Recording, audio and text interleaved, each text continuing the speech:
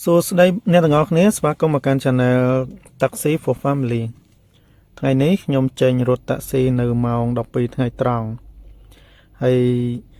ឥឡូវនេះខ្ញុំបានទទួលការ booking មួយដែលភ្ញៀវ book នៅក្នុងបរិយា Orchidee ហើយខ្ញុំបានចេញដំណើរចេញទៅយកគាត់បាទដោយមុនហ្នឹងមានភ្ញៀវ book ជើងខ្លីមួយដែរបាទពីទឹកថ្លាមកដល់ចិត្តបរិយា Orchidee បន្ទាប់មកក៏មានភ្ញៀវ book Grab ចូលមួយទៀតបាទចូលបរិយា Orchidee នឹងដែរអញ្ចឹងនេះគឺជាសកម្មភាពនៅក្នុងបរិយា Orchidee ស្អាតមែនទែនបាទយើងឆ្លងកាត់ condo មួយតាមផ្លូវក្រោម condo ហើយឥឡូវចេញមក Orchidee The Royal ស្អាតបាទខ្លងទ្វារចេញនៅក្នុងហ្នឹងមាន condo មានផ្ទះល្វែងធំស្អាតបាទឥឡូវនេះខ្ញុំមកដល់កន្លែងសន្សុកគាត់check in ដើម្បីត្រួតពិនិត្យមើលសួរនាំយើងចេញទៅណាអញ្ចឹងណាបាទហើយខ្ញុំក៏បានប្រាប់គាត់ខ្ញុំថាខ្ញុំបានទទួលការ booking ពីភ្ញៀវឥឡូវនេះខ្ញុំចូលយកភ្ញៀវហើយពូគាត់សន្សុកក៏គាត់អនុញ្ញាតឲ្យខ្ញុំទៅបាទគាត់ថាអូសន្សុកតាក់ស៊ីទៅយកភ្ញៀវអត់អីទេអាចចូលបានហ្នឹងឥឡូវនេះក៏គាត់ចាប់ដើមបើកបារះឲ្យដើម្បីខ្ញុំទៅយកភ្ញៀវហើយនៅតាមផ្លូវវាមេឃតំភ្លៀងហើយបាទតាមផ្លូវវារៀងសើមហើយនៅក្នុងនេះដែរចរាចរណ៍ត្រូវប្រយ័ត្នតិចបាទដោយសារមានឡានមានផ្លូវច្រើនមកចេញចូលអ្នករស់នៅក្នុងហ្នឹងគឺគាត់មានផ្លូវច្រើនអញ្ចឹងយើងត្រូវបើកបរប្រុងប្រយ័ត្នបាទហើយឥឡូវនេះខ្ញុំក៏បានចូលមកចិត្តដល់ភ្ញៀវដែរផ្ទះគាត់គឺនៅកែងនឹងមុខហ្នឹងឯងបាទតិចទៀតដល់ហើយបាទភ្ញៀវគាត់ជនចិត្តចិន2នាក់គាត់បុកឲ្យបងប្រុសគាត់បាទជូនបងប្រុសគាត់ឡើងទៅពលានបាទហើយឥឡូវនេះខ្ញុំបានចូលមកតាមផ្លូវនៅក្នុងបរិយាវាស្អាតបាទបរិស្ថានរស់នៅស្អាតល្អបាទហើយមានដើមឈើមានសួនមានអីច្រើនហើយការចតឡានរបស់គេគឺអែបខាងបាទនេះគឺបងប្រុស2នាក់នេះជនជាតិចិនបាទគាត់ត្រូវទៅបលានឥឡូវនេះខ្ញុំបានមកដល់ហើយអូខេគាត់ក៏ចាប់ដើមរៀបចំឡើងឡានហើយដែរហើយយើងបានទទួលគាត់ហើយឥឡូវបានជូនគាត់បាទជូនគាត់ចេញទៅប្រលានយន្តហោះថ្មីបាទដៃជោបាទហើយឥឡូវយើងចេញពីបរិយា Orchidee បាទចេញពីបរិយាហ្នឹងដោយធ្វើដំណើរកាត់ទៅតាមចកាដូងបាទចកាដូងឡើងតាមផ្លូវ60ម៉ែត្រដើម្បីទៅដល់ពលានដៃជោថ្មីបាទហៅពលានថ្មីបាទវីដេអូកាត់មកដល់ពលានបាទឥឡូវនេះខ្ញុំកាត់មកដល់ពលានឥឡូវខ្ញុំមកដល់ពលានហើយនៅពេលខ្ញុំបានតម្លាក់ភ្ញៀវហើយខ្ញុំក៏បានទទួលការ booking មួយទៀតបាទបងស្រីជនជាតិវៀតណាមបាទ2នាក់គាត់បានបុកទៅនាការ2បាទឥឡូវនេះខ្ញុំក៏បាន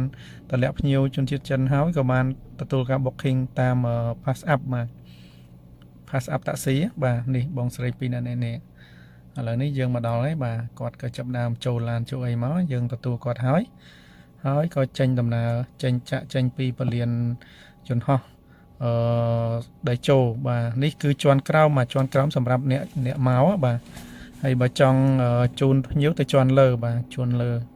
ដែលភ្ញៀវ check in នៅខាងលើនៅពេលខ្ញុំបានទទួលភ្ញៀវហើយខ្ញុំក៏បានចាក់ចេញពីពលានហ្នឹងបាទចេញពីពលានចេញពីពលានដៃជោពលានដៃជោបាទចាក់ចេញតាមពលានស្អាតបាទទីធ្លាធំពលានបាទនៅខាងក្នុងគឺការរៀបចំរចនាអីស្អាតមានចំណតមានអីបាទច្រើនហើយនេះគឺជាលើកយូរមានម្ដងបាទដោយសារតែមុនខ្ញុំមិនដែលជូនភ្ញៀវទៅតែបានភ្ញៀវបុកទេបាទតរងចាំ4ម៉ោង5ម៉ោងអីបានមានភ្ញៀវបុកតអញ្ចឹងណាហ្នឹងហេងមែនតើតម្លាក់ភ្ញៀវហើយខ្ញុំរៀបចំចេញមកភ្ញៀវបុកចូលបន្តបាទអញ្ចឹងក៏ខ្ញុំជូនគាត់ទៅដល់ជាន់លើហើយខ្ញុំចុះមកយកភ្ញៀវនឹងជាន់ក្រោមវិញបាទនេះគឺជាសកម្មភាពតាមផ្លូវដែលខ្ញុំបានទទួលភ្ញៀវវៀតណាម2នាក់បាទគាត់បាន booking ហើយខ្ញុំក៏បានដឹកគាត់ជូនគាត់បាទគោលដៅទៅ Naga 2បាទ Naga 2ឥឡូវនេះយើងក៏បានចេញមកដល់កន្លែងនេះសវត្តបាទកន្លែងគេហៅ check out ដើម្បី scan សវត្តដើម្បីចេញបាទបើយើងលើសនីតិគេគិតលុយបាទគេ free ឲ្យ10នាទីបាទភ្លេចបញ្ជាក់បងប្អូនថានៅចំណតហ្នឹងគេ free ឲ្យយើងបាន10នាទីដែរអញ្ចឹងបើយើងលើសហ្នឹងអាចគិតលុយរៀងថ្លៃតិចបើយើងទៅចតចំណតដែរនៅចំណតរងចាំនោះមាន2500អាហ្នឹងមួយថ្ងៃវល់ល្ងាចរហូតដល់យប់ម៉ោង12បាទអស់តែ2500ទេហើយបាទចំណតដែលយើងចូលយកភ្ញៀវនេះអាហ្នឹងគេ free ឲ្យ10នាទីអញ្ចឹងយើង បើសិនមានភ្ញៀវបុកអីយើងទទួលភ្ញៀវបុកអីស្រោតចេញមកវិញមកកុំឲ្យលើស10នាទីបាទទៅលើសទៅនឹងមានការគិតលុយហើយបាទឥឡូវនេះគឺខ្ញុំបានscan ហើយខ្ញុំបានចេញមកហើយនេះគឺជានៅក្នុងស្ថិតនៅក្នុងបរិវេណនៃពលានឡើយទេបាទអត់ចេញផុតទេហើយឆ្វេងដៃក្រហមហ្នឹងអាហ្នឹងគេហៅថាដូចភូមិវប្បធម៌ដូចគេបង្កើតកន្លែងកំសាន្តកន្លែងទស្សនានឹងមានលក់អាហារអីខ្លះៗចឹងណាបាទហើយនេះឆ្វេងដៃគឺចំណតអ្នកដែលចូលទស្សនាដូចភូមិវប្បធម៌ចឹងទៅបាទវីដេអូកាត់មកដល់យើងចូលមកដល់ពេញវិញហើយឥឡូវនេះខ្ញុំមកដល់ផ្លូវសទ្ធារស់បាទគេហៅផ្លូវសទ្ធារស់ដើម្បីជូនភ្ញៀវទៅនាការ2បាទហើយសកម្មភាពតាមផ្លូវឥឡូវនេះគឺម៉ោង2បាទម៉ោង2:16នាទីគឺចរាចរណ៍មកល្មមមកមិនសូវស្ទះប្រហែលទេដោយសារតែនៅតាមផ្លូវហ្នឹងគឺមានឡានមានម៉ូតូច្រើនមកល្មមតែក៏មិនស្ទះដូចពេលល្ងាចដែរម៉ោង4ម៉ោង5ល្ងាចគឺស្ទះខ្លាំងអញ្ចឹងឥឡូវនេះគឺខ្ញុំទៅដល់មុខខ្ញុំបត់ស្ដាំដើម្បីឡើងទៅនាការបាទដើម្បីជូនភ្ញៀវទៅនាការហើយថ្ងៃនេះខ្ញុំទទួលការ booking បានពលាន2ជើងបាទ2ជើងហើយជើងខ្លីៗថ្ងៃនេះខ្ញុំរត់ដល់យប់ម៉ោង12បាទខ្ញុំចេញម៉ោង12ថ្ងៃខ្ញុំចូលផ្ទះម៉ោង12យប់ហើយសរុបលទ្ធផលដែលខ្ញុំទទួលបានគឺ pass up 7បងនិងgrab 6បងបាទសរុបបាន13បងហើយសរុបលុយបាន230000បាទគិតជាលុយដូចជា$56